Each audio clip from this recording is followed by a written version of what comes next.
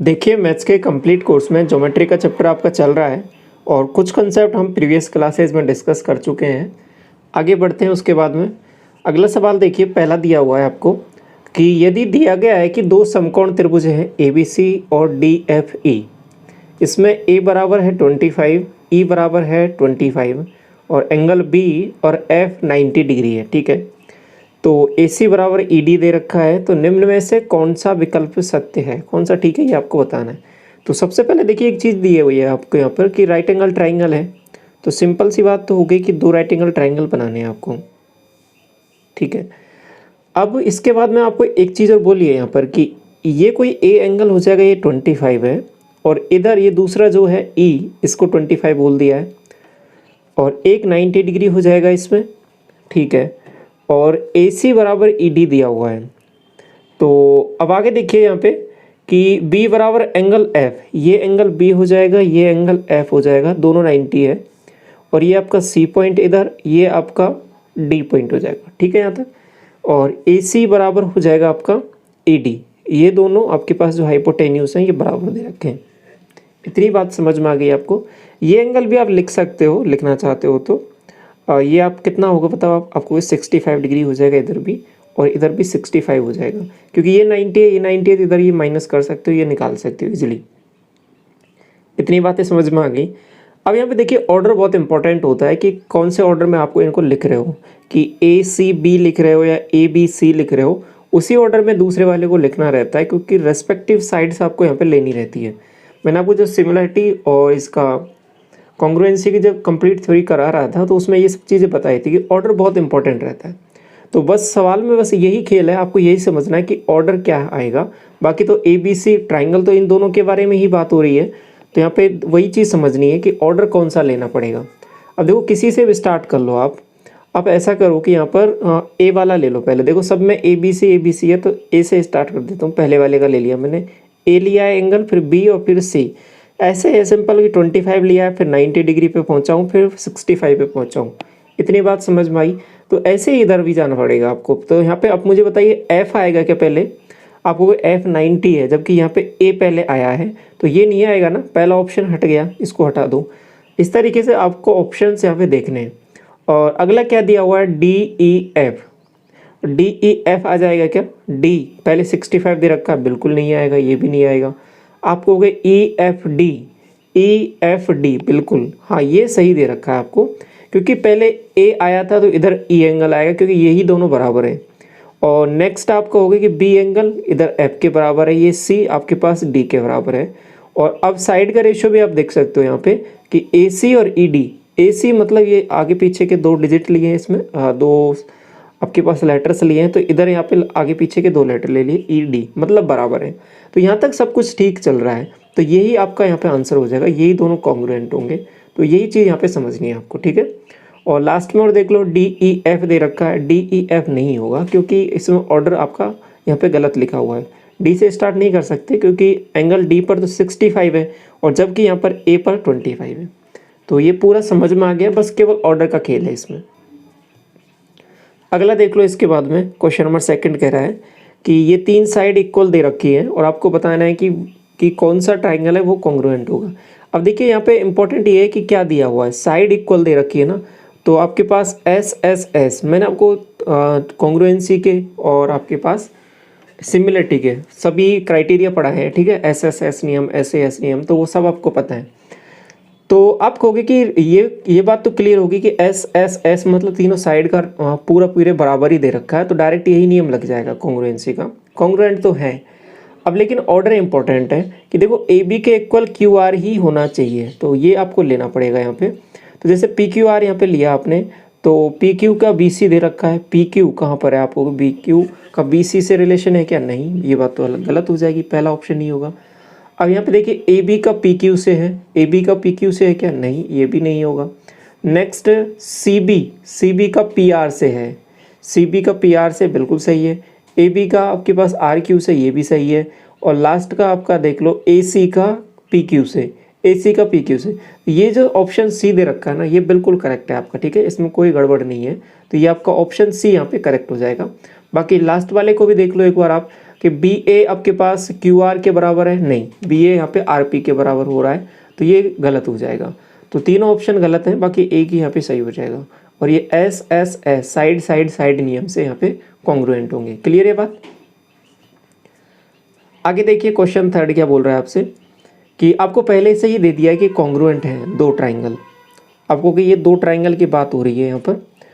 तो ये आपके पास ए है, ये आपके पास बी और ये सी, और ऐसे आपके पास एक और है, ये दूसरा पी, ये क्यू और आर। अब यहाँ पे वही रेस्पेक्टिव साइड आपको लेनी पड़ेंगी यहाँ पे। तो ए बी बराबर 5 दे रखा है, ठीक है।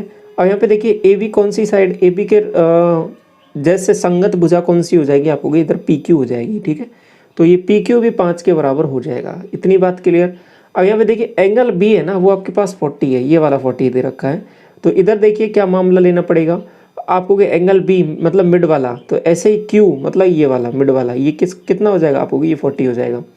ए बराबर 80 दे रखा है आपको कि ये 80 है, तो ये वाला भी 80 हो जाएगा। इतनी बात क्लियर। अब देखिए इन दोनों का टोटल कितना हो रहा है आपको 120, तो ये 60 हो रहा है इसका, तो ये वाला एंगल इसमें 60 हो जाएगा। अब आपसे जो पूछा है वो देख लो आप यहाँ पे कि पी क्यू बराबर 5 होगा क्या, बिल्कुल सही बात है, ये पी क्यू बराबर 5 होगा। और लेकिन ये दो ऑप्शन हट जाएंगे क्योंकि इसमें क्यू आर के बारे में बात हो रही है, ठीक है। तो बी और सी ऑप्शन तो होंगे नहीं। आर बराबर 60 होगा या पी बराबर 60 होगा, आप बताओ। आर बराबर 60 हो रहा है ना, बिल्कुल, तो आपका ऑप्शन ए यहाँ पे करेक्ट हो जाएगा, ठीक है। तो ये इस तरीके से आपको थोड़ा सा यहाँ पे समझना है सवाल को। और हाल ही में आपसे पूछा गया है, देखो अभी लेटेस्ट सवाल है बिल्कुल आपका, सीजीएल मेंस जो आपका 2020 का जो हुआ है 7 मार्च की जो शिफ्ट है उसमें पूछा गया था सवाल, ठीक है। तो इम्पोर्टेंट है, ये पूरा कंसेप्ट आपको अच्छे से आना चाहिए कि सिमिलरिटी का और कॉन्ग्रुएंसी का, कि इसमें किस तरीके से हम चीज़ें लेते हैं, पूरा ऑर्डर बहुत इंपॉर्टेंट होता है, ठीक है। तो ज़्यादातर क्वेश्चन मैंने आज की क्लास में इन्हीं को कवर करूँगा, पूरा अच्छे से कंसेप्ट आपको समझ में आ जाएगा, क्लास के लास्ट तक आप समझोगे इन सब चीज़ों को, तो ठीक है। क्वेश्चन नंबर 4 आपसे बोल रहा है कि A B C P Q R के कॉन्ग्रुएंट दे रखा है। नेक्स्ट आपके पास बी सी 6 है, ए बराबर 75 है, तो आप सीधा बोल सकते हो बी सी के रेस्पेक्टिव साइड कौन सी हो जाएगी आपको, क्यू आर हो जाएगा। तो क्यू आर बराबर कितना हो जाएगा, 6 हो जाएगा। इतनी बात समझ आएगी। पी आर 6 हो गया क्या, नहीं, पी आर 6 हो ही नहीं सकता क्योंकि इसके रेस्पेक्टिव साइड बी सी है। ए एंगल 65 दे रखा है, तो इधर आपके पास ए किसके रेस्पेक्ट में है, पी के रेस्पेक्ट में, तो संगत कौन सा हो जाएगा, पी एंगल। तो एंगल तो पी लेना है, ठीक है। और पी 75 हो जाएगा, तो ये क्यू वाला तो हट ही गया और आर वाला भी हट गया, तो पी ये वाला 75 होगा और ये डी ऑप्शन हमने पहले ही हटा दिया था, तो केवल और केवल आंसर हो जाएगा वो आपका सी हो जाएगा यहाँ पे। ये बातें समझ में आ गई आपको। अब CGL 2022 हुआ है आपका टीयर 1 एग्जामिनेशन 9 दिसंबर को जो हुआ था, शिफ्ट 3 में क्वेश्चन पूछा गया आपसे। तो ये बातें आगे समझ में आई आपको, पूरा अच्छे से हो जाएगा ना भाई, आगे कोई कन्फ्यूजन नहीं है इसमें। तो यहाँ पर ऑप्शन जो होगा करेक्ट आपका 3rd हो जाएगा, ठीक है। आगे बढ़ूँ इसके बाद में। क्वेश्चन नंबर 5 आपसे बोल रहा है कि ए बी सी और पी क्यू आर में ए बी बराबर पी क्यू दे रखा है। नेक्स्ट एंगल बी क्यू के बराबर है, तो भुजा कोण भुजा, ये आपका SAS नियम कौन सा है, ये SAS नियम। तो इसमें आपको देखना है कि इसके लिए त्रिभुज सर्वांगसम है, तो SAS नियम का कॉन्ग्रुएंट है, ठीक है। तो आपको कि देखो पहले एक चीज़ जो यहाँ पे समझने की है, कॉन्ग्रुएंसी का मैंने एक अलग से स्पेशल क्लास और ली थी, आपको याद होगा बहुत पहले, तो उसमें ये चैप्टर मैंने बहुत अच्छे से डीप में आपके साथ डिस्कस भी किया था, ठीक है, बहुत ज़्यादा डीप में, कि चीज़ें किस हिसाब से आपको यहाँ पे लेनी है। क्योंकि एक बार CHSL में एक बार अच्छा क्वेश्चन पूछ लिया था, तो जब मैं आपको सॉल्यूशन करा रहा था तो मैंने उसी टाइम पे वो आपकी क्लास ले ली थी, ठीक है। तो ये चीज़ें हम डिस्कस कर चुके हैं बहुत डीप में। तो यहाँ पे तो बहुत नॉर्मल चीज़ें पूछी हैं आपसे कि देखो क्या बोला है कि ये ABC हो जाएगा आपके पास, और नेक्स्ट आपके पास PQ आ रही है। अब आगे मैं चलता हूँ कि AB PQ के बराबर दे रखा है, ठीक है, और एंगल B के लिए Q बोला है, ये B है ना, ये Q के बराबर है। अब देखिए ऐसे S नियम चाहिए ना, मैंने आपको बोला था देखो एंगल बीच में है ना, तो इसमें एंगल बीच में ही आना चाहिए। आप ऐसा नहीं कर सकते कि इस साइड को बराबर कर दो, कहीं AC को PR के बराबर कर दो, नहीं। यहाँ पे देखो S साइड, फिर A एंगल और फिर साइड, साइड एंगल साइड है, तो ऐसा ही यहाँ पे आपके पास पूरा पैटर्न होना चाहिए। ये आपके पास साइड हो गया, ये इनके बीच में एंगल हो गया, तो इसी साइड को आप यहाँ पे क्या करोगे, बराबर करोगे, तभी जाके आपका यहाँ पे SAS नियम लगेगा, ठीक है। ये इंपॉर्टेंट है यहाँ पे, बस देखना यही है इसमें, और कुछ भी नहीं है सवाल में। तो आप सीधा बोलोगे BC बराबर QR के, तो ऑप्शन आपका ये ए करेक्ट होगा यहाँ पे। ठीक है, ये बात इंपॉर्टेंट है, समझ में आ गई पूरी। आगे बढ़ो इसके बाद में क्वेश्चन नंबर 6 देखिए कि ए बी सी और डी ई एफ में क्या बोला है कि ए बराबर 55 है, ए बी बराबर डी ई बोला है और ये एंगल्स कुछ बराबर दे रखे हैं। आगे बोला कि कौन से गुण के अनुरूप ये दोनों ट्राइंगल कॉन्ग्रुएंट है। तो पहले चीज़ें बना लेते हैं कि यहाँ पे क्या क्या मामला बन रहा है। आप कहोगे ये ए है, ये बी है, ये सी, ये डी ई एफ हो गया। ठीक, अब मुझे बताइए नेक्स्ट, ए पर आप 55 लिखोगे यहाँ पर, ठीक है, लिख दिया। और ए बी बराबर डी ई दे रखा है। एक चीज़ तो ये बोल दिया कि ये दोनों साइड बराबर है। और नेक्स्ट ए सी बराबर डी एफ, ये जो है ना आपके पास इसके इक्वल दे दिया है, बहुत अच्छी बात है। एंड आपके पास एंगल ई बराबर 85, ये वाला एंगल 85 के बराबर दिया है। और एफ बराबर 40, तो ये आपके पास 40 के बराबर दिया है। अब समझना है यहाँ पे चीज़ों को। अब आप मुझे एक चीज़ बताइए, आपको कि एंगल डी तो आपको दिया ही नहीं। अगर एंगल डी नहीं दिया तो क्या हो गया, आप निकाल तो सकते हो। ये 40 पता है, ये 85 पता है, तो दोनों को जोड़ो, आपको कि 5 और 8 4 12, 125 हो रहा है। 125 हो रहा है तो एंगल डी आपके पास 55 आ रहा है कि नहीं आ रहा, आपको कि बिल्कुल आ रहा है। अब एक चीज़ देखिए यहाँ पे, ये दो साइड तो इक्वल दे रखी हैं आपको कि हाँ बिल्कुल दे रखी हैं बराबर बराबर। साथ में इनके बीच वाला एंगल दे रखा है बराबर। तो अभी जो थोड़ी देर पहले डिस्कस किया था ना नेक्स्ट पिछले ही वाले सवाल में कि दो साइड हो एस एस और इनके बीच वाला एंगल, तो ऐसे एस नियम से ये क्या हो जाएंगे, कॉन्ग्रुएंट हो जाएंगे। ठीक है, बात समझ में आ गई। ये दोनों साइडों के बीच में एक एंगल है, तो वैसा ही सब कुछ यहाँ पे लगा हुआ है, बन रहा है क्राइटेरिया। तो ये सब चीज़ें यहाँ पे फुलफिल हो रही है, तो एस ए एस नियम यहाँ पे लग जाएगा। ठीक है, आर एच एस ऐसा कुछ नहीं लगेगा क्योंकि आर एच एस के लिए 90 डिग्री चाहिए, वो है नहीं यहाँ पे। एस एस एस नियम के लिए आपको तीनों साइड इक्वल होनी चाहिए, ऐसा कुछ है नहीं।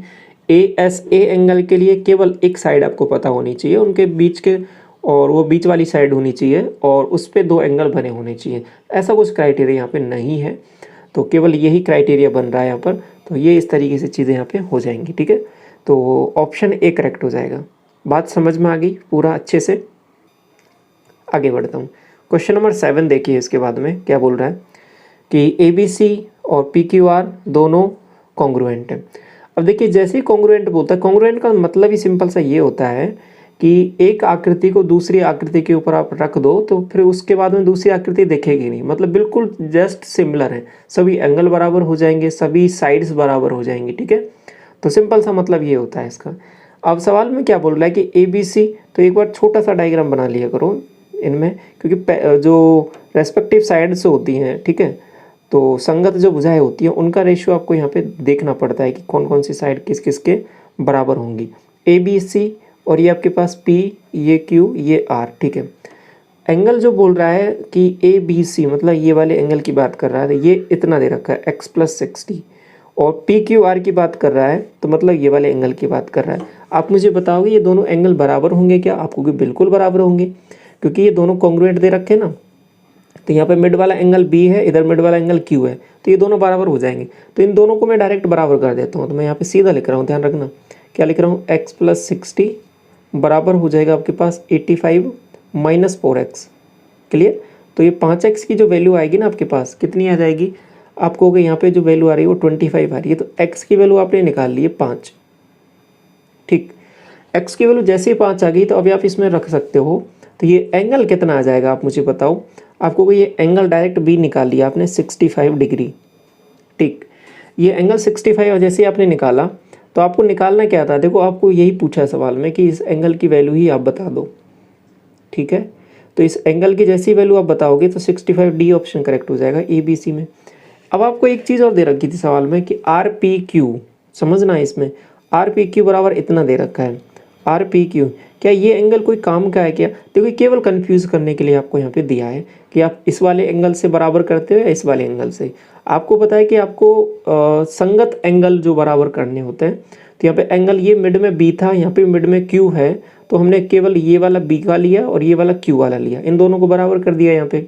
तो यहाँ से जो एक्स की वैल्यू आई है 5 डिग्री आ गई है, और इस 5 डिग्री को चाहे इसमें रखो किसी में रख लो, यहाँ से आपने ये ए बी सी एंगल निकाल लिया तो वो 65 निकल के आ गया। ठीक है, तो ये तो आपका और आपसे पूछा भी ये था, तो ये जो दे रखी ना चीज़, ये आपके पास काम की नहीं है, ये केवल कन्फ्यूजन क्रिएट करने के लिए है। तो इसको ही यहाँ पे समझना था आपको, ठीक है। तो बात समझ में आ गई आपको ये वाला, और ऑप्शन यहाँ पे डी करेक्ट हो गया इसका। एक बात गौर कर रहे हो आप कि जो आपके पास ये सभी सवाल है ना, ज़्यादातर जो सवाल पूछे गए हैं इस बार, जो आपका टीयर 1 एग्जामिनेशन हुआ था 2022 का, उसमें कॉन्ग्रुएंसी सिमिलरिटी से बहुत ज़्यादा क्वेश्चंस पूछे हैं, ठीक है। तो इसकी पूरी बेहतर अंडरस्टैंडिंग बहुत ज़्यादा ज़रूरी है। तो ये सब चीज़ें आना चाहिए, और ये अच्छे से आनी चाहिए कि कॉन्ग्रुएंसी लगाते हैं, कहाँ लगाते हैं, कैसे लगाते हैं, कौन कौन सा क्राइटेरिया हैं, और किस तरीके से चीज़ें यहाँ पे चलने वाली हैं, ठीक है। एक ऐसा नहीं कर सकते केवल रफ आइडिया ले लो कि ऐसा होता है, तो उससे क्या है कि जो डीप सवाल पूछे जाते हैं वो थोड़े से उसमें कन्फ्यूजन क्रिएट हो जाती है। तो ये पूरा आपको कंसेप्ट क्लियर होना चाहिए इनका, ठीक है। क्वेश्चन 8 बोल रहा है आपसे कि ये डायग्राम दे दिया। अगेन ये दोबारा कॉन्ग्रुएंसी का एक आपके पास क्वेश्चन आ गया, अच्छा क्वेश्चन, और ये भी आपके पास इस बार 2022 टीयर 1 में पूछा गया, 2 दिसंबर की जो शिफ्ट हुई है उसमें। देखिए क्या करना है मामला कि आपको ये सवाल में वैसे भी बता दिया है कि ये देखो, ये ए बी, ये ए सी, तो ए बी बराबर डी बी के, ये इसके बराबर दे दिया। नेक्स्ट आपके पास ए सी, ये जो ए सी है इस डी सी के बराबर दे दिया, ओके। और ये साइड आपने देख ही रहे हो यहाँ पे, ये क्या कॉमन है दोनों में, तो ये एस एस एस नियम से, ठीक है, क्या हो गए, दोनों कॉन्ग्रुएंट हो गए, ये ऊपर वाला और नीचे वाला, मतलब इस आकृति को मैं इसके ऊपर रख दूंगा तो ये इसको बिल्कुल छुपा लेगी, तो ये कॉन्ग्रुएंट हो गए। तो इसका ऑर्डर भी आप लिख सकते हो यहाँ पे, ठीक है, ये ऐसे, ये ऐसे, ये ऐसे, तो वही चीज़ें यहाँ पे चलने वाली है, ये ऐसे, ये ऐसे, ये ऐसे। बाकी यहाँ पे चीज़ें दिख भी रही हैं बहुत आसानी से, ठीक है। तो अब सीधा बोल सकते हो ये वाला एंगल इस एंगल के बराबर, ये वाला एंगल इस एंगल के बराबर, ठीक है, और ये वाला जो एंगल है ये वाला इस एंगल के बराबर हो जाएगा, क्योंकि जो कॉन्ग्रुएंट है ये सब चीज़ें बराबर होनी ही है, ठीक है। आगे चलता हूँ। अब सवाल आपसे बोल रहा है कि ए बी डी, आपके पास ये कंप्लीट एंगल है ना, ए बी डी, मतलब ये ए बी डी, ये पूरा, ये आपके पास 58 दे दिया।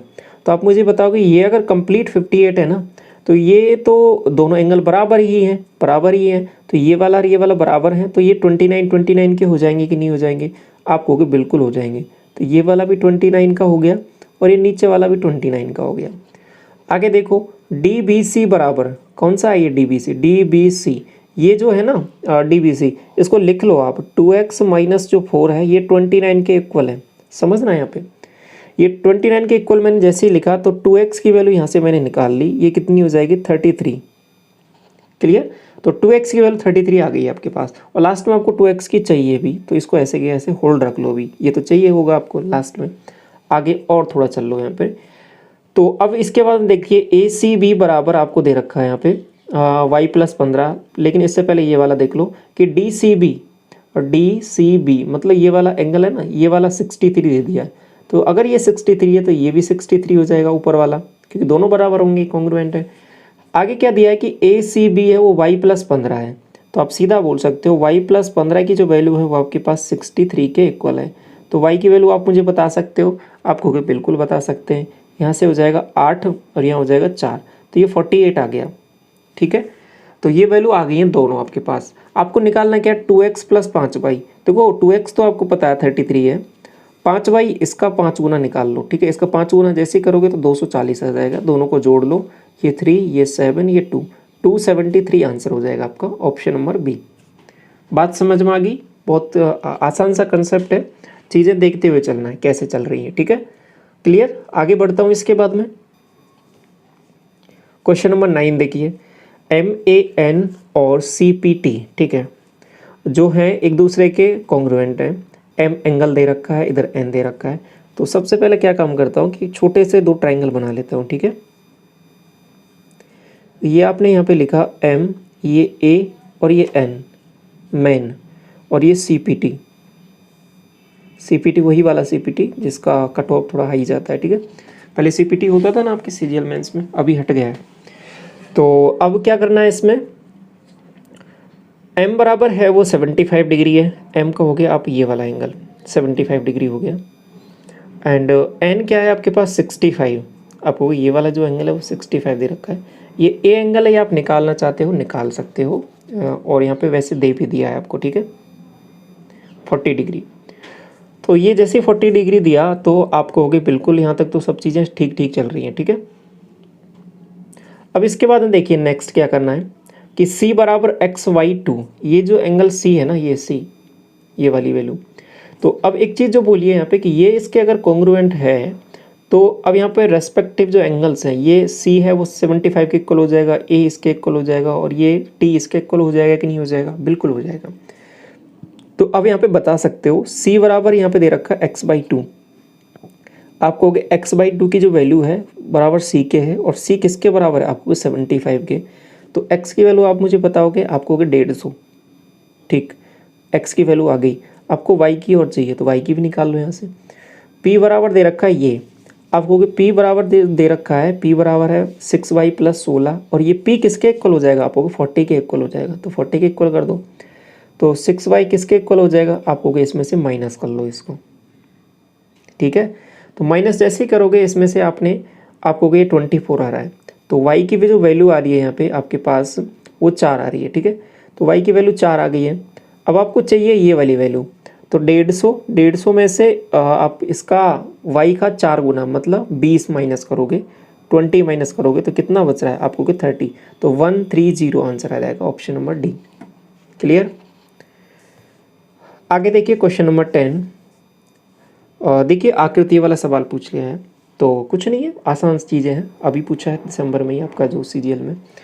तो AB बराबर AD दे रखा है, आपको कि ये AB है ना, ये AD के बराबर है। तो कुछ चीज़ें आपको यहाँ पे सीधा सीधा बोल दी कि ये इसके बराबर है, ठीक। और दूसरी AC बराबर AE, ये वाली जो पूछा है ये इसके बराबर है। एक चीज़ और पता है आपको कि ये वाला जो एंगल है ये एंगल इसके बराबर हो जाएगा, क्योंकि आमने सामने वाले एंगल हैं, तो शीर्षाभिमुख जो एंगल बोलते हैं उनको अपोजिट एंगल, ये बराबर है। तो ये SAS नियम से कॉन्ग्रुएंट हो गए, तो ठीक है। तो ये वाली जो तीसरी साइड जो बच रही है ना DE, ठीक है, ये DE जो 3 मैंने लाइनें इस पर ड्रॉ की है, तो ये इसके बराबर हो जाएगा, कॉन्ग्रुएंट हो गए। तो आपको सवाल में क्या दिया है कि ED आपको निकालना है, मतलब ये ED ये चाहिए, तो BC अगर पता लग जाए तो हो जाए काम। और देखो BC सवाल में दे भी दिया आपको डायरेक्ट 11, अगर BC 11 दे दिया है तो आपको कुछ करना ही नहीं है फिर तो ED की जो वैल्यू वो भी 11 ही हो जाएगी। क्लियर, बस सवाल देखना था और यहीं पे हो जाएगा आपका।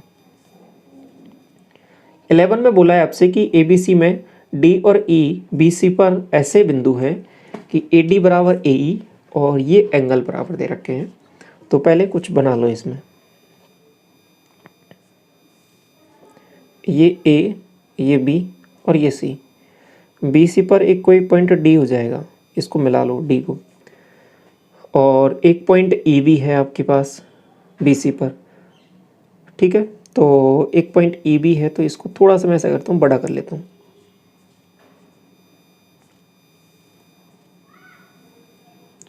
ये पॉइंट E हो जाएगा।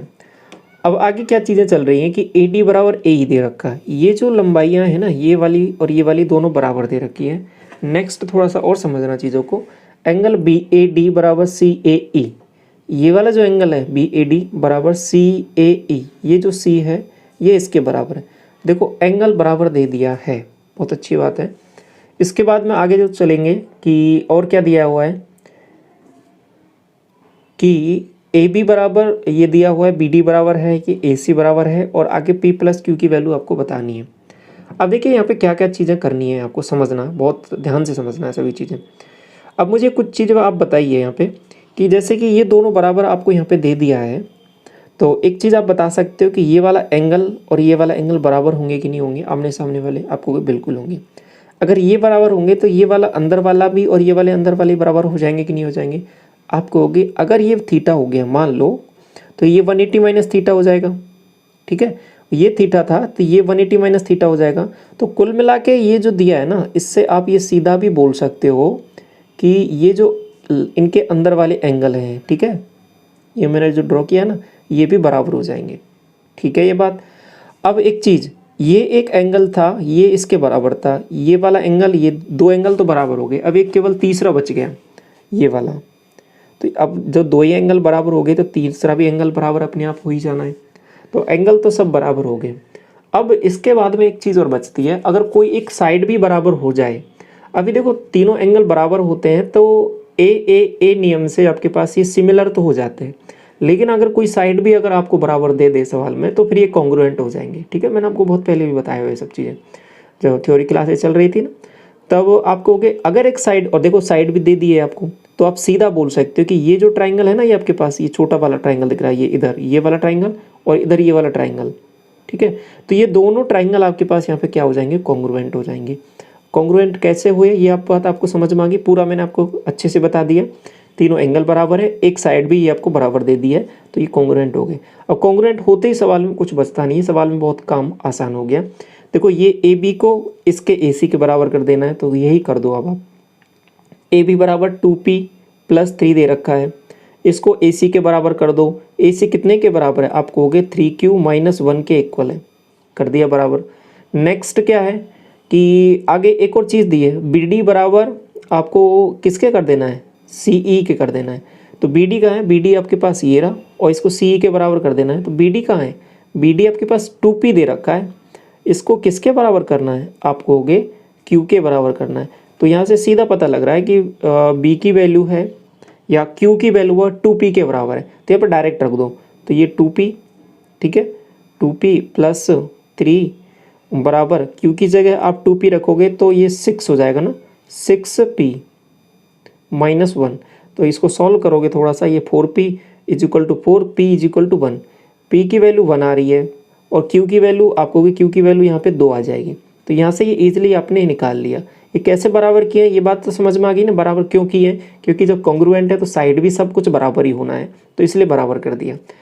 तो ये बराबर कर दिया, p और q की वैल्यू आ चुकी है आपके पास, p + q बताना है आपको, तो 2 और 1 3, 3 आंसर हो जाएगा आपका, ठीक है। बेहतर सवाल था, अच्छा सवाल था, पूछा गया है अभी आपसे रिसेंट एग्जाम्स में, ठीक है। आगे बढ़ूँ, ये देखिए क्वेश्चन नंबर 12 क्या कह रहा है कि साइडों का रेशियो ये दिया हुआ है, पेरीमीटर भी आपको दे रखा 141, सबसे बड़ी भुजा की लंबाई सबसे छोटी भुजा की लंबाई के बीच में अंतर आपको बताना है। अब देखिए सवाल था आपको यहाँ पे ज्योमेट्री का लग रहा है, लेकिन ये सवाल ज्योमेट्री का एक्चुअली है भी नहीं, ये आपके पास अलजेब्रा का ही सवाल समझ लो इसको, ठीक है। सिंपल सी बातें क्या चल रही है, रेशियो प्रोपोर्शन का सवाल समझ लो, किसी का भी सवाल समझ लो, बेसिक सा कंसेप्ट यूज हुआ है। तो ये जो रेशियो दे रखा है, इस रेशियो को सिंप्लीफाई करोगे, मैंने रेशियो प्रोपोर्शन चैप्टर आपको कराया हुआ है, तो आप कहोगे इनका एलसीएम से मल्टीप्लाई कर दो इसको। एलसीएम कितना है आपका, हो गया इसका 5 × 15 और 60, 60 से मल्टीप्लाई कर देता हूँ इसको, ठीक है। 60 से जैसे ही मल्टीप्लाई किया आपको ये वैल्यू आ जाएगी, पहले वाली वैल्यू कितनी आ जाएगी आपको 20, नेक्स्ट दूसरी वाली वैल्यू आपको 12, और नेक्स्ट ये वाली वैल्यू आपके पास 15 आ जाएगी। तो ये साइडों का रेशियो आ गया। पेरीमीटर ऐसा करो, इनको x और लगा दो इन सब के पीछे, ये 20x, ये 12x, ये 15x, तो इन सबको जोड़ोगे आप कहोगे ये 47x बन रहा है। ये जो वैल्यू है आपके पास 141 के इक्वल है, तो x की वैल्यू है वो आपके पास कितने के इक्वल आ गई, आप कहोगे 3 के वैल्यू इक्वल आ गई है। तो सबसे बड़ी भुजा आप कहोगे ये वाली है, और सबसे छोटी भुजा आप कहोगे ये वाली है। दोनों का डिफरेंस आप कहोगे यहाँ पे आ रहा है 8x, तो 8x चाहिए आपको, x की वैल्यू 3 आ गई, तो 8 × 3 = 24, 24 आंसर आ जाएगा, ठीक है। समझ में आया। ये देखिए 13, अब ये वाला सवाल आपको यहाँ पे ज्योमेट्री का लग रहा है, लेकिन ज्योमेट्री का थोड़ा सा कंसेप्ट यूज हुआ है, बाकी है ये आपका ट्रिग्नोमेट्री का। सवाल में क्या है कि एंगलों के रेशियो दे रखा है 1, 2 और 3 का, तो आप यहाँ पे सीधा बता सकते हो कि टोटल एंगल है वो आपके पास 180 होता है। तो 180 है वो 3, 2, 5 और 1 6, 6 यूनिट की वैल्यू है, तो 1 यूनिट की वैल्यू 30 डिग्री आ गई। तो एंगल का जो रेशियो आ गया वो आपके पास आ गया 30, 60 और 90 का। आपको पता है मैंने एक ट्राइंगल आपको स्पेशल ट्राइंगल 2 ट्राइंगल कराए थे, 30, 60, 90 वाला और 45, 45, 90 वाला। आपको कि ये 30 है, ये 60 डिग्री है और ये आपके पास 90 डिग्री है। तो साइडों का रेशियो क्या होता है, अगर ये 1 यूनिट है तो ये √3 यूनिट का हो जाएगा, ये 2 यूनिट का। तो 30 डिग्री के सामने वाली साइड क्या हो जाएगी 1 यूनिट, इसके सामने वाली √3 यूनिट, इसके सामने वाली 2 यूनिट का हो जाएगा, ठीक है। तो यही आपको यहाँ पे चाहिए, इसके सबसे छोटा एंगल और फिर उसके बाद बढ़ते हुए क्रम में लिखना है, तो वही ऑर्डर यहाँ पे हो जाएगा 1 √3 2, ऑप्शन आपका ए करेक्ट हो जाएगा यहाँ पे, ठीक है। समझ में आ गई पूरी बात, क्लियर। क्वेश्चन नंबर 14 देखिए, त्रिभुज ABC के में एक वृत्त है वो अंतर्निर्मित है, मतलब अंदर बनाया गया है उसके, और एक सर्कम सर्किल होता है और एक इनसर्किल होता है, तो ये अंदर वाला मामला है। भुजा AB, BC और AC को क्रम से R, P, Q पर टच करता है, ठीक है। और ये AQ बराबर इतना दे रखा है, PC बराबर इतना है, BR बराबर इतना है। देखो पहले तो सवाल थोड़ा सा समझ लो, बाकी इसमें आगे से डायग्राम मत बनाना आप, ठीक है, क्योंकि ये सेम सवाल है, रिपीट होता है बहुत बार।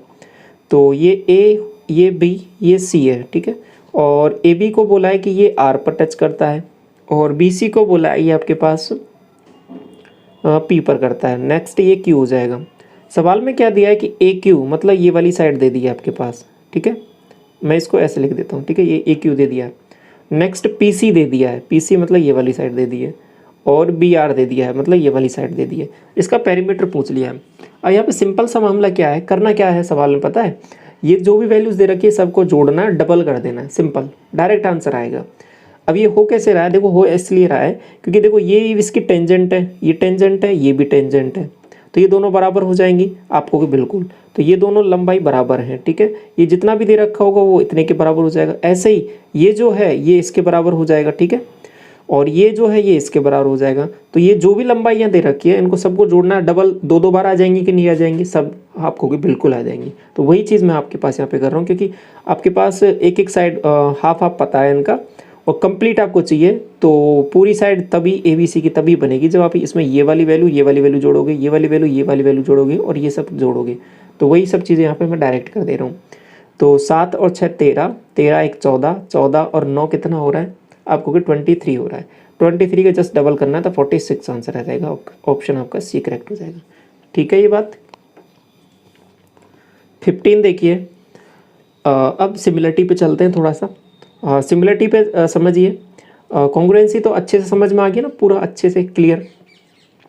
सिमिलरिटी में क्या है, देखो चीज़ें वही चलने वाली हैं यहाँ पे। सिमिलरिटी में भी साइडों का रेशियो आपको दिया है, तो आपको यही रेशियो देखना है कि यहाँ पे कहाँ पर ये मेंटेन हो रहा है, वो मेंटेन जहाँ पर हो रहा है वही आपका आंसर हो जाएगा। ए बी का डी एफ से रेशियो लिया है, तो ये ए बी पहले वाले दो हैं, और डी एफ आपको कहोगे यहाँ पर डी आ रहा है, तो ये तो होगा नहीं, हटाओ इसको। और यहाँ देखो बी सी का रेशियो डी ई से लिया है, बी सी का रेशियो डी ई से लिया है, बिल्कुल सही जा रहा है। सी ए का रेशियो आपके पास ई एफ से लिया है, बिल्कुल सही लिया है। और नेक्स्ट ए बी का रेशियो, अगर दो ही सही है तो तीसरा सही होगा ही होगा। ए बी का रेशियो डी एफ से लिया है, बिल्कुल सही है। तो ऑप्शन बी आपका यहाँ पे करेक्ट हो जाएगा, ठीक है। तो ये रिस्पेक्टिव रेशियोज आप यहाँ पे चेक करके बता सकते हो। यहाँ पे इसको भी देख लो आप, सी ए का रेशियो डी ई से, सी ए का रेशियो डी ई से, ये गलत हो गया, हटाओ। डी ई का रेशियो बी ए से, डी ई का रेशियो आपके पास यहाँ पे बी ए से, बिल्कुल गलत हो गया, तो ये भी गलत हो गया, तो केवल एक ही ऑप्शन होगा आपका बी, ठीक है। रेशियो चेक करना है इसमें सिंपल। 16वां सवाल आपसे बोल रहा है कि ए बी सी में पी और क्यू ए बी और ए सी के मध्य बिंदु है, यदि पी क्यू पर कोई बिंदु आर इस प्रकार स्थित है कि ये रेशियो आपको यहाँ पे दे रखा है, ठीक है। तो क्यू आर बराबर ये है, तो बी सी की लंबाई, आपको कोई क्या मामला बन रहा है, पहले छोटा सा एक डायग्राम बनाते हैं और समझते हैं चीज़ों को। आपने ये बना दिया ए बी सी, अब आगे चले इसमें आप ए बी और बी सी पर ए सी पर दो पॉइंट आपके पास पी और क्यू है, तो ये कोई पी हो जाएगा, ये क्यू हो जाएगा, एंड आपके पास पी क्यू पर कोई पॉइंट आर। अच्छा, पी क्यू पर भी एक पॉइंट दे दिया है आपको, आर दे दिया है, कोई दिक्कत नहीं है। पी आर और आर क्यू का रेशो, ये जो रेशो है ना आपके पास 3 और 5 यूनिट का दे दिया है। आपको एक सवाल में एक और चीज़ बोली है कि यदि क्यू आर, ये क्यू आर है ना आपके पास, ये 20 है, तो ये ऐसे है समझ लो कि 20 है ना, वो आपके पास 5 यूनिट की वैल्यू दे रखी है। आप पहले तो ऐसा करो कि पी क्यू की लंबाई निकाल लो, पी क्यू टोटल 8 यूनिट हो जाएगा, तो आपको हो गई 5 चौके 20, 8 चौके 32, ये कंप्लीट पी क्यू है ना आपके पास 32 हो जाएगा। ये बात समझ में आ गई आपको, इतनी सी क्लियर है यहाँ तक। आगे चलते हैं। बी सी की लंबाई आपको निकालनी है, बी सी मतलब ये वाली। देखिए इस लंबाई को निकालने के लिए सवाल में एक चीज़ स्टार्टिंग में बोली थी कि ये इसके मध्य बिंदु हैं, तो मिड पॉइंट थ्योरम याद करो। मिड पॉइंट थ्योरम क्या कहती है, यदि ये मिड पॉइंट है इसका, ठीक है, ये वाला और ये वाला, ये दोनों बराबर हैं, तो ये जो लंबाई है इस पूरी लंबाई का जस्ट हाफ होती है। ये आपने 32 निकाल लिया है पी क्यू, तो ये बी सी क्या हो जाएगा, 64 हो जाएगा, जस्ट डबल हो जाएगा, ठीक है। ये साइडों का रेशियो 1:2 में रहेगा, छोटे वाले ट्राइंगल में, और बड़े वाले ट्राइंगल में जो साइडों का रेशियो रहेगा वो 1:2 का रहेगा, ठीक है। यही आपके पास साइडों का रहेगा, पेरीमीटर का रहेगा, आपके पास मीडियन का रहेगा, हाइट का रहेगा, और ठीक है, जितनी भी जो आपके पास नॉर्मल क्वांटिटी है उन सब का रहेगा। लेकिन जब आप स्क्वायर में पहुंचोगे, ठीक है, क्षेत्रफल में पहुंचोगे, एरिया पे पहुंचोगे, तो यहाँ पे जो रेशियो है 1:4 का हो जाएगा, ठीक है। एरिया वाले क्वेश्चंस मैं अभी डिस्कस करूँगा आपके साथ, अभी यहाँ पे साइड वाली समझ लो, ठीक है। तो ये सब सिमिलरिटी से आया है। आपके पास दो थ्योरम्स मैंने डिस्कस की थी, एक थेओल्स थ्योरम और थेल्स वाली, और एक दूसरी आपके पास मिड पॉइंट थ्योरम। ठीक है, जो थ्योरी वाली क्लास हुई थी उसमें मैंने सब चीज़ें डिस्कस की हैं। तो ये हो गया सवाल। आगे बढ़ते हैं। इसके बाद में क्वेश्चन नंबर 17 क्या कह रहा है कि ABC में एक त्रिभुज दे रखा है और जिसमें क्या बोला है कि DE BC के पैरेलल है, ये पैरेलल का साइन है। ठीक है, AD ये इसके आपके पास रेशो दे दिया है और ये रेशो बताना है। तो कुछ नहीं है, देखो आप थोड़ा सा देखोगे चीज़ों को तो डायरेक्ट भी बता सकते हो, बाकी इसमें डायग्राम बनाने में भी कोई बड़ा काम नहीं है, आसान सा डायग्राम है। ये है BC इसके पैरेलल हो जाएगा कि BC के पैरेलल DE है, ये बना दिया आपने। AD का DB से रेशो दिया है, ध्यान से देखना ये रेशो कौन सा दिया है, ये AD का DB से रेशो, मतलब ये 9 है ना, तो ये आपके पास 8 है। तो ये भी बता सकते हो कि पूरा कितना हो जाएगा आपको, 17 यूनिट। ठीक, तो DE का रेशो मतलब इस वाले का BC से इस वाले से, DE मतलब छोटे वाले ट्राइंगल आपको 9 यूनिट है, BC मतलब बड़े वाले ट्राइंगल आपको 17 यूनिट है। तो 9:17 का हो जाएगा ऑप्शन नंबर ए। ठीक है, ये सिंपल थेल्स थ्योरम से आपके पास ये सब चीज़ें हो रही हैं। और सिंपल सा ऐसा देखना है कि ये देखो, ये पैरेलल होते ही आपके पास तुरंत वो थेल्स थ्योरम लग जाएगी। ठीक है, साइडों का रेशो हमेशा बराबर रहेगा। और मिड पॉइंट थ्योरम है, ये थेल्स थ्योरम का एक स्पेशल कंडीशन है जिसमें ये मिड पॉइंट ही हो जाते हैं, तो रेशो 1:2 का हो जाता है। क्लियर है ये बात? तो ये बात समझ में आ गई। आगे बढ़ता हूँ इसके बाद में। क्वेश्चन नंबर 18 देखिए, किसी कोण D के लिए ABC कॉन्ग्रुएंट है। देखिए हिंदी में थोड़ा सा मिसिंग है, इसको करेक्ट कर लेना। DEF के, और यहाँ पे इंग्लिश में सही लिखा हुआ है, यहाँ पे DEF और आ जाएगा। तो ये DEF के कॉन्ग्रुएंट है, तो पहले तो दो छोटे छोटे से ट्राइंगल बना लो आप यहाँ पे। ये ABC हो जाएगा और ये दूसरा है वो आपके पास DEF हो जाएगा। ठीक, तो आगे चलते हैं थोड़ा सा। अब यहाँ पे देखना पड़ेगा कि ऑर्डर ये बिल्कुल जो दिया है ये सही दिया है या नहीं दिया। ठीक है, ऑर्डर बहुत इंपॉर्टेंट रहता है। तो AC आपके पास 2.5 है, ये वाली वैल्यू दे रखी है 2.5। ठीक, और BC 5 है, ये 5 दे दिया। C बराबर एंगल है वो 75, मिड वाला एंगल दिया है 75 डिग्री। ओके, और DE बराबर 2.5, DE ये वाला 2.5 दे दिया। ओके, DF मतलब ये वाला, ये 5 दे दिया। और आपसे एंगल D की वैल्यू पूछ ली है।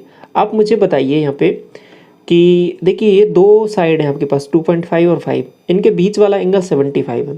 तो वही सब चीज़ें यहाँ पे चलने वाली हैं। ये 2.5 है और ये 5 है, तो इनके बीच वाले एंगल की बात ही हो रही है। तो कॉन्ग्रुएंट है, तो यही वाला आपके पास एंगल बराबर होगा। तो ये सीधा सीधा आपसे पूछा था, ये 75 डिग्री आ जाएगा। ठीक है, ये समझ में आ गया आपको कि ये कैसे आया है यहाँ पे। तो ये इजीली आप बता सकते हो। तो सिंपल जो नियम है आपके पास SAS दो साइड है, उनके बीच का एंगल है, तो वही रूल यहाँ पे आपने सीधा लगा दिया। आगे समझ में। क्वेश्चन नंबर 19 देखिए, ABC में भुजा BC पर D पॉइंट है और ADC बराबर एंगल BAC है और ये साइड से दे रखी है, CB आपको निकालना है। एक डायग्राम बनाओ आपका और सिमिलरिटी का कंसेप्ट यूज होगा। देखिए कैसे होगा, ये ABC हो जाएगा, BC पर कोई पॉइंट D है यहाँ पर, और एंगल ADC के बारे में बोला है कि ये वाला जो एंगल है ना, ये आपके पास BAC इस पूरे के बराबर है। समझना, इस पूरे एंगल के बराबर है।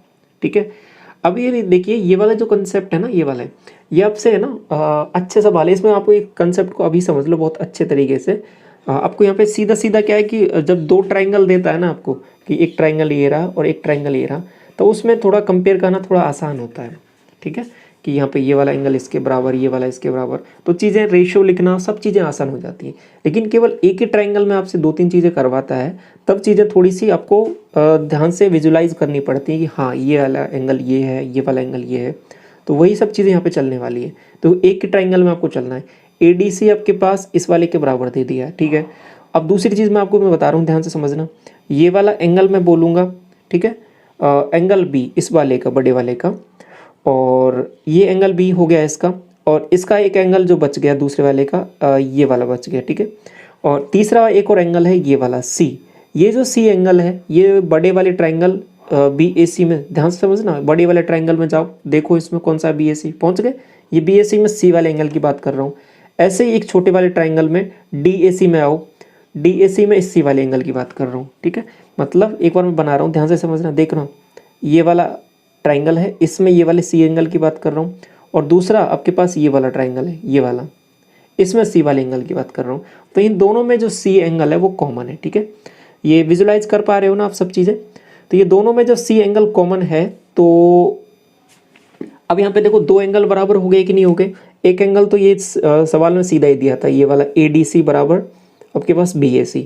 दूसरा एक सी एंगल है वो भी बराबर हो गया। तो दो एंगल जैसे ही बराबर हो गए आपके पास, फिर आपके पास ये क्या हो गए, सिमिलर हो गए। क्लियर।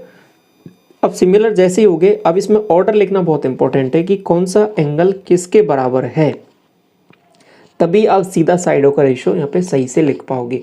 तो अब आप मुझे पूरा ध्यान से बताओगे कौन सा। मैं देखो क्या करता हूँ कि सी से ही स्टार्ट करता हूँ, ठीक है।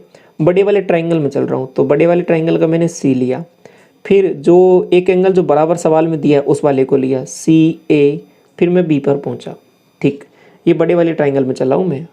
अब मैं क्या करता हूँ, इस छोटे वाले इस ट्राइंगल में चलता हूँ। इसमें आप कहोगे पहले C से ही चलो। अब मैं कहाँ पर आऊँगा आप मुझे बताओ। अब आप कहोगे कि यहाँ पर A लिया है ना, तो यहाँ पर A किसके बराबर, D के बराबर, तो D पर आओ, तो D पर आ गया। फिर मैं कहाँ पर आऊँगा, आप कहोगे CD और फिर A पर पहुँचूँगा। तो ये दोनों ट्राइंगल है, ये सिमिलर होंगे। ये मैंने कैसे लिखा है, ये बात आपको समझ में आ गई। तो ये इतनी सी बात आपको समझ में आ गई, फिर आप आगे सवाल में कुछ भी नहीं है, ठीक है। तो ये CAP और ये CDA, ये दोनों ट्राइंगल आपके पास यहाँ पे क्या हो जाएंगे, सिमिलर हो जाएंगे। तो ये ऑर्डर लिखना बहुत इंपॉर्टेंट है। ये लिख लिया आपने सवाल में, फिर सवाल में कुछ भी नहीं बचता। अब ये जितना लिख ऐसे ही लिख लिया आपने, जैसे ही लिखा, कैसे कैसे लिखा, एक बार दोबारा छोटा सा दोबारा रिवाइज कराऊँ, क्विक रिवीजन। सी से स्टार्ट किया करो, जो बराबर जो आपके पास कॉमन एंगल है, फिर उसके बाद में कंडीशन जो दे रखी है उस पर पहुँचो, तो CAB और फिर उसके बाद में CDA। तो आ गया समझ में पूरा। ये जैसे ही लिखा, अब साइडों का रेशियो लिखो। साइडों का रेशियो कहाँ से लिखना है, देखो यहीं से लिखो। CA पूरा लिख लिया करो एक बार में ही। CA का रेशियो किससे हो जाएगा, CD से।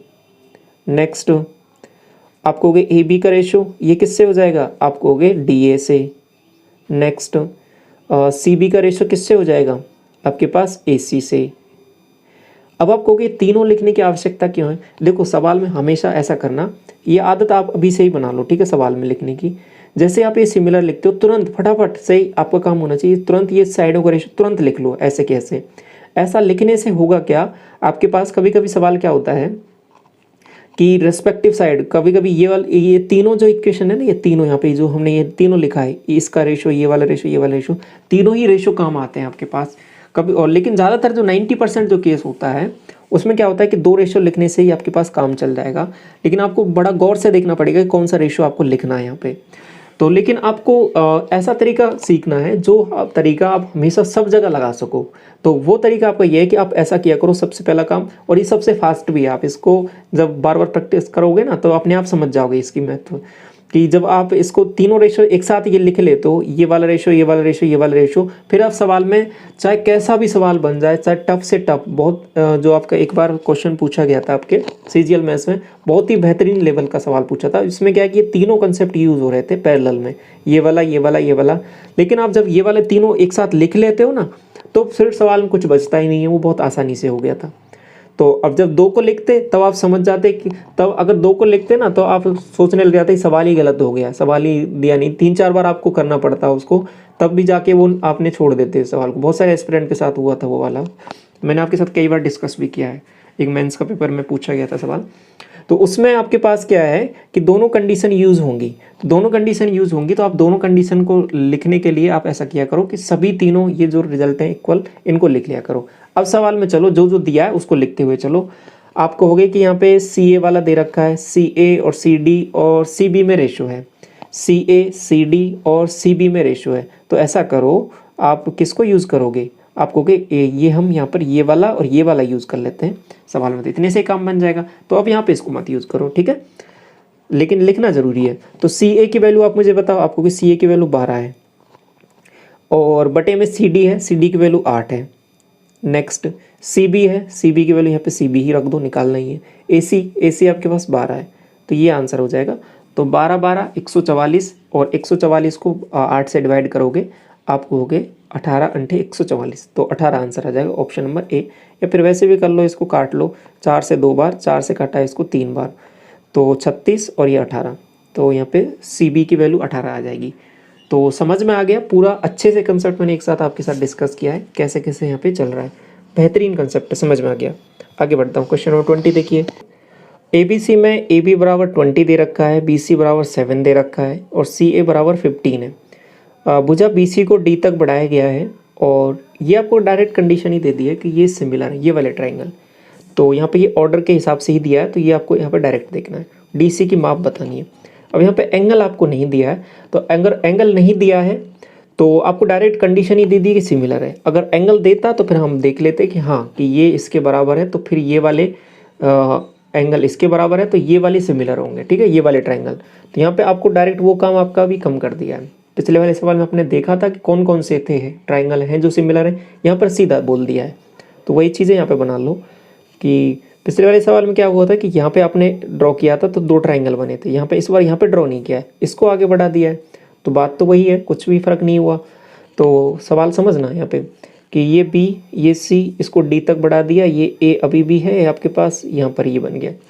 इस बार क्या बोला है कि DAB, समझना यहाँ पे DAB, ये ऑर्डर लिख लो, इसी हिसाब से चलने वाली ये चीज़ें, क्योंकि सवाल में ही दे दिया है। तो DAB मतलब ये वाला, और DCA ये सिमिलर है। अब इसमें दिमाग ही नहीं लगाना ज़्यादा कुछ, क्योंकि इसमें ऑर्डर के लिए जो है वो सोचना पड़ता है, लेकिन इसमें सवाल नहीं दिया है तो ये इसी ऑर्डर में है।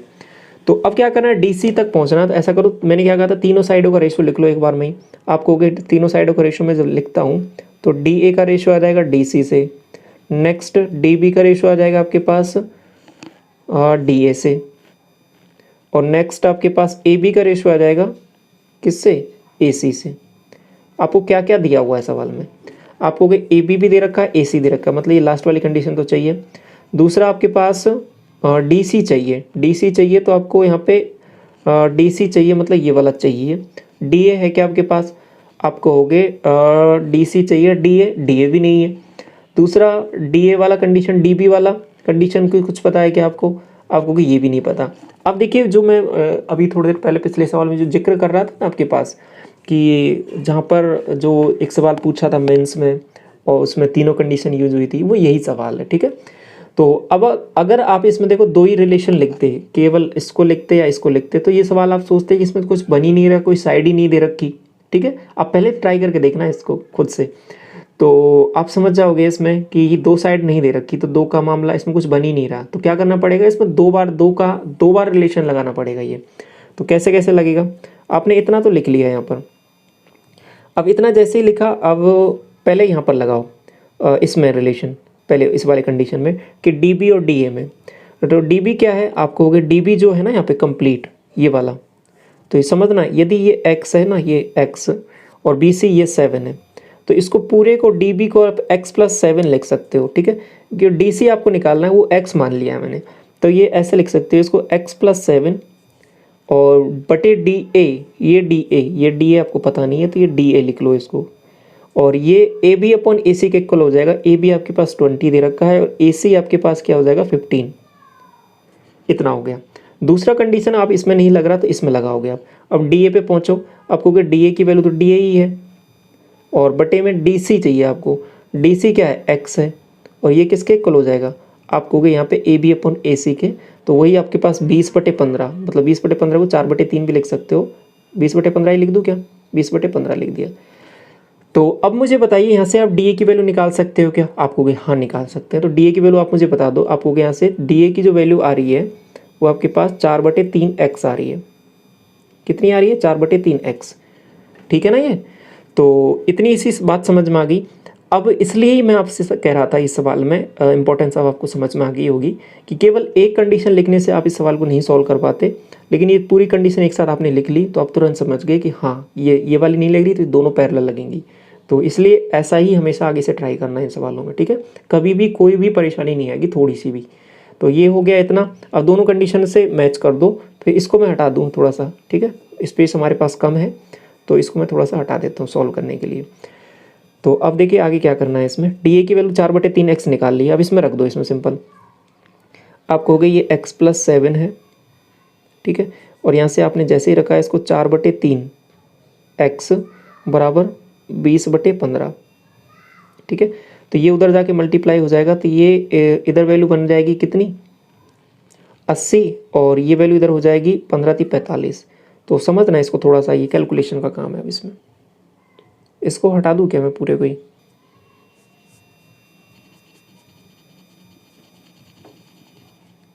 देखिए 3 ऊपर चला गया तो ये 3x+7 है और बटे में आपके पास यहाँ पे 4x है, ठीक। और ये आपके पास वैल्यू बन रही है, इधर आपके पास 4/3 ही लिख लो इसको। तो मल्टीप्लाई करोगे आपको ये बन जाएगी 9x प्लस ये 9 63 63 और ये 16x। तो इस इधर इसको लेके आओगे, आपको कि 16 में से 9 जाएगा तो 7x बराबर 63। तो x की वैल्यू आ रही है वो 9 आ रही है और x ही निकालना था। तो DC बराबर 9 सेंटीमीटर आंसर आ जाएगा, ऑप्शन नंबर ए। ठीक है, बेहतरीन सवाल था, गुड क्वेश्चन।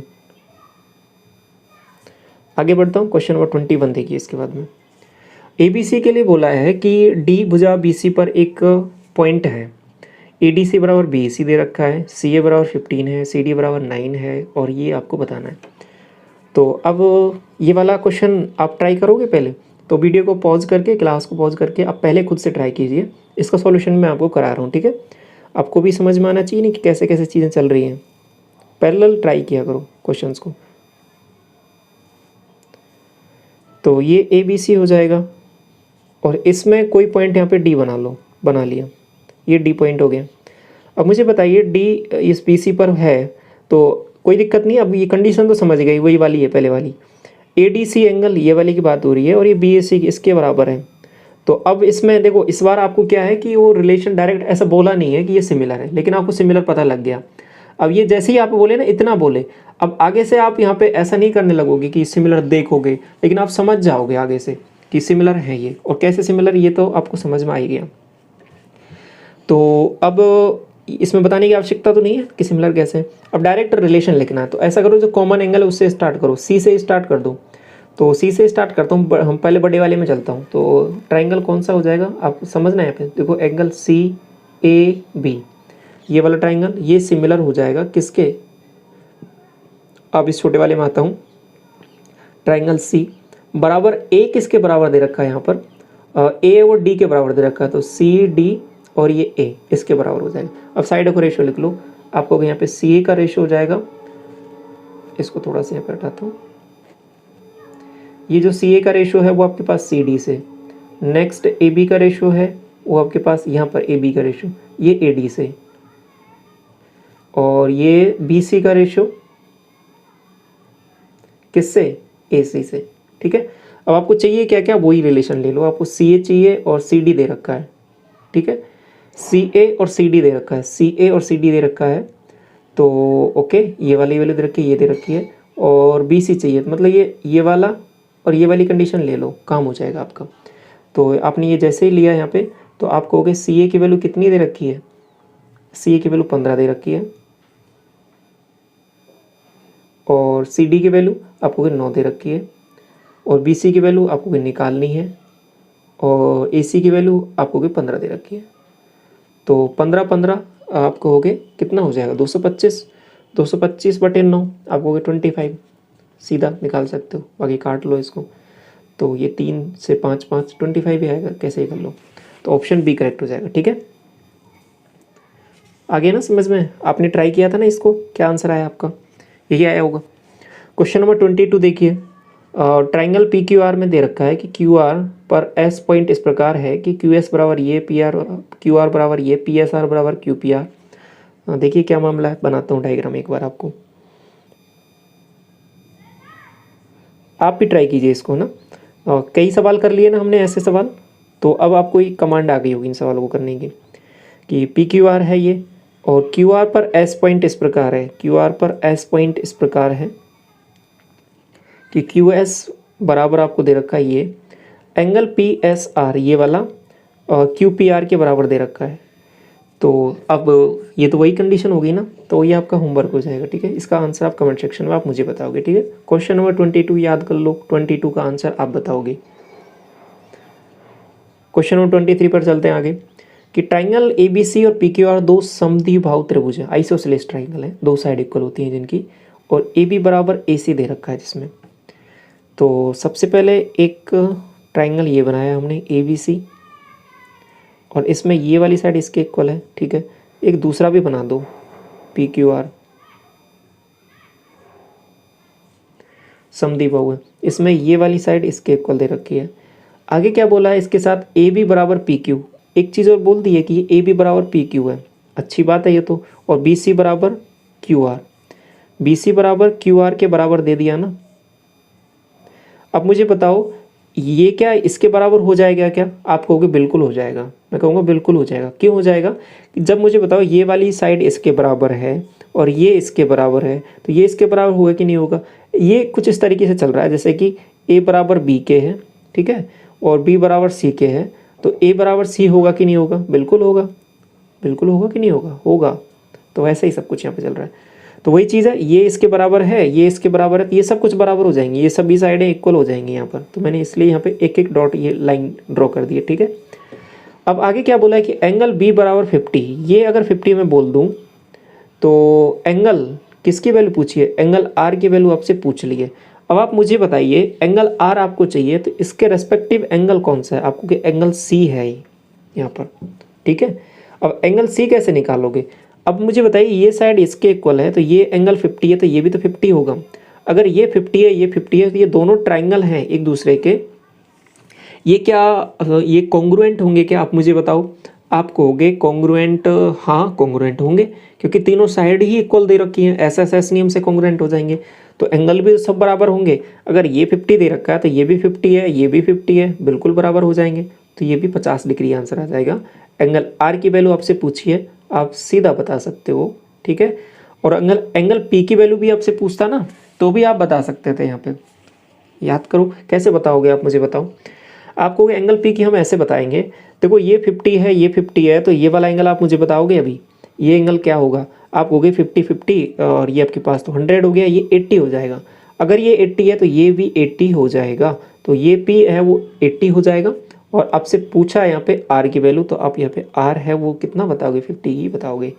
तो बात समझ में आ गई? कोई सा भी आपसे पूछ सकता है, आप इजीली बता सकते हो इसमें। क्वेश्चन नंबर 24 देखिए, ABC ट्राइंगल दिया है जिसमें बिंदु D और E क्रम से भुजाओं BC और AB पर हैं, और ये आपके पास बराबर दे रखा है। तो ये साइड दे रखी है और आपको BC निकालना है। देखिए बहुत ही शानदार क्वेश्चन है, समझना है इसको लास्ट तक कैसे करना है इसको। तो आपने एक यहाँ पे ट्राइंगल बनाया ये, ठीक है, और ये आपने लिखा यहाँ पे कौन सा है? ABC है क्या? ये A, ये B और ये C हो जाएगा। सवाल में बोला है कि BC और AB पर पॉइंट D और E है। ये AB पर कौन सा पॉइंट है आप मुझे बताओ। आपको कि AB पर तो पॉइंट E है और BC पर पॉइंट आपका D है, ठीक है। ये D और E पॉइंट हो गए। आगे बोला एक चीज़ यहाँ पे, एंगल ACB, एंगल ACB मतलब ये वाला जो एंगल है ना DEB के बराबर है, ये वाले एंगल के बराबर है, समझना यहाँ पे।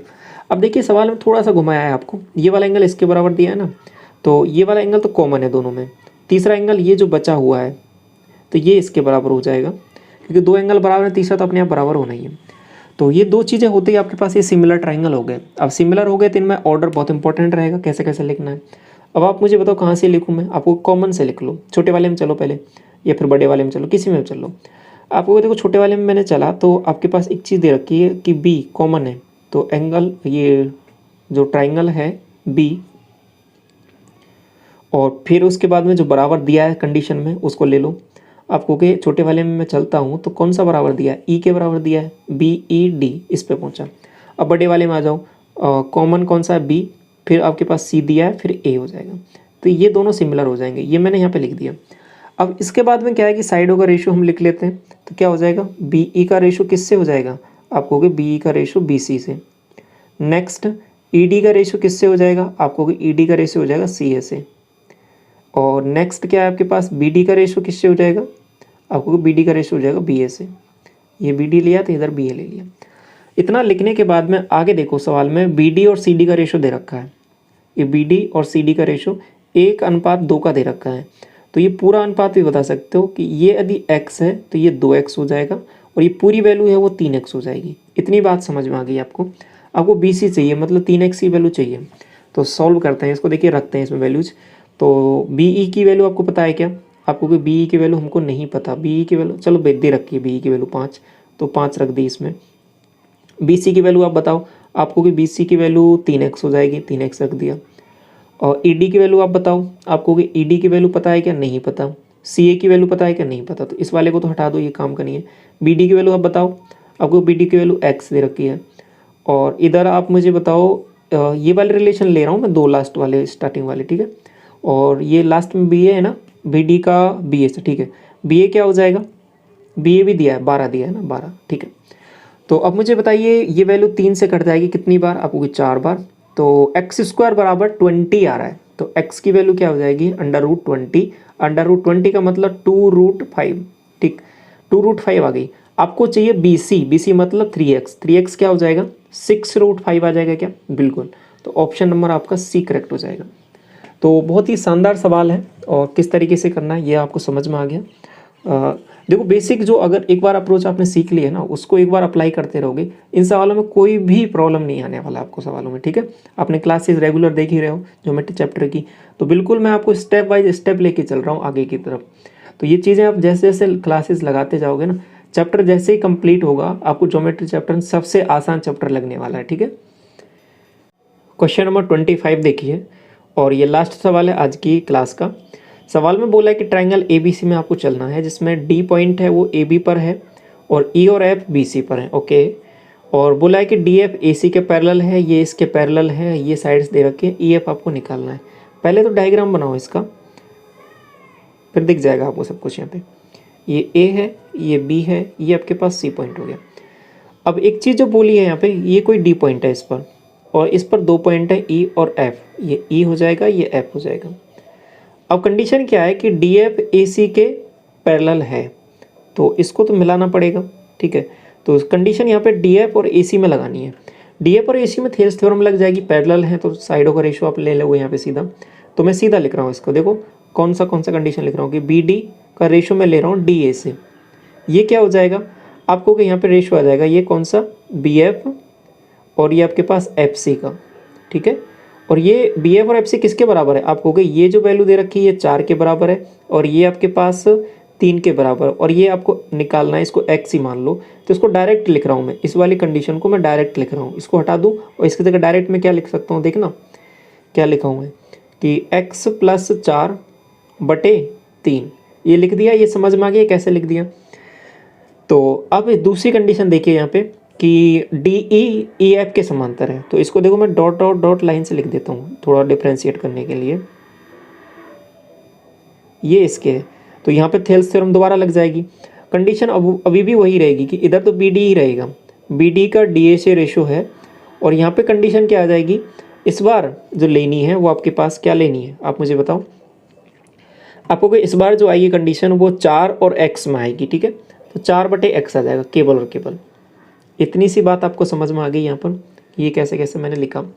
अब देखिए ये वाली वैल्यू और ये वाली वैल्यू दोनों बराबर है या नहीं है? आपको कि हाँ बिल्कुल बराबर है, तो इन दोनों को बराबर करना पड़ेगा।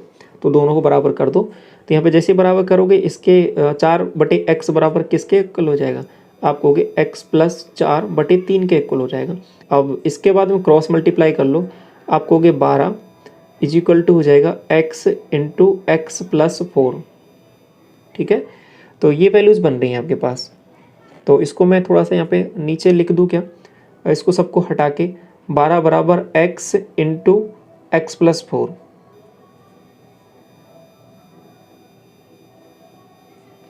अब क्या कर सकते हो यहाँ पर आप क्या कर सकते हो, इसको सॉल्व कर सकते हो। दूसरा वैल्यू पुटिंग भी आप यहाँ पे कर सकते हो, ठीक है। क्या रखूँ मैं बताओ? आपको यहाँ पे सीधा सीधा दिख रहा है, x की जगह 2 रखोगे आप, पुट करोगे तो ये 6 बन रहा है, 6 दूनी 12, तो ये सेटिस्फाई हो रहा है। तो यहाँ पे x ही निकालना था आपको, और ऑप्शन में भी दिया हुआ है, तो सीधा बता सकते हो। EF की जो वैल्यू है वो आपके पास कितनी आ जाएगी? 2, ठीक है, 2 सेंटीमीटर। तो समझ में आ गया आपको ये पूरा कंसेप्ट किस तरीके से यहाँ पे किया है। 2 बार आपने थेल्स थ्योरम लगाई है अलग अलग, और फिर दोनों को बराबर कर दिया, ठीक है। तो ये सब चीज़ें हैं यहाँ पर। तो आज की क्लास यहीं पे कंप्लीट होती है। क्लास कैसी लगी कमेंट सेक्शन में आपको ज़रूर बताना है, और चैनल पे पहली बार विजिट कर रहे हो सब्सक्राइब कर लें फर्दर क्लासेस के लिए। और इस क्लास का कंप्लीट PDF टेलीग्राम चैनल से ज़रूर डाउनलोड कर लेना, और वहाँ से क्वेश्चन का प्रैक्टिस करना है आपको, ठीक है। तो यहीं तक रखते हैं इस क्लास को। Thank you so much.